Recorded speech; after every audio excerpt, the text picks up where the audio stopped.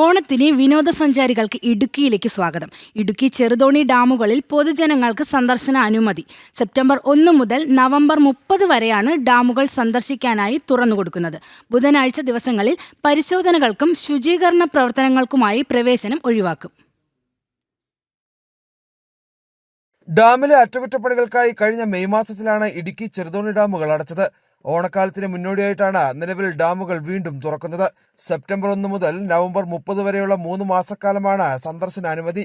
ഡാമിൽ നടക്കുന്ന അറ്റകുറ്റപ്പണികൾക്ക് തടസ്സമാകാതെ സുരക്ഷയും സൗകര്യവും ഉറപ്പുവരുത്തിയാണ് ഡാം തുറന്നു കൊടുക്കുന്നത്. അപകട സാധ്യതയുള്ള മേഖലകളിൽ ബാരിക്കേഡുകൾ സ്ഥാപിച്ച് സന്ദർശകരുടെ സുരക്ഷ ഉറപ്പുവരുത്തും. കാലാവസ്ഥാ വ്യതിയാനം മൂലം ജില്ലാ ദുരന്ത നിവാരണ സമിതി നിയന്ത്രണങ്ങൾ ഏർപ്പെടുത്തുമ്പോഴും ഡാമിൽ സന്ദർശനം അനുവദിക്കില്ല. കാൽനടയാത്ര പൂർണ്ണമായും നിരോധിച്ച് ബഗ്ഗി കാറുകളിൽ മാത്രമാണ് ഡാമിന് മുകളിലൂടെ സന്ദർശനത്തിന് അനുമതി നൽകിയിരിക്കുന്നത്.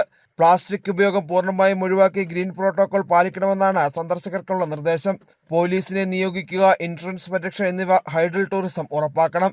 പരമാവധി ഒരു ദിവസം 880 പേർക്ക് മാത്രമേ അണക്കെട്ടിൽ പ്രവേശനമുള്ളൂ. ബുക്കിംഗിനായി പ്രത്യേക സൗകര്യങ്ങളും ഒരുക്കിയിട്ടുണ്ട്. ജനം, ഇടുക്കി.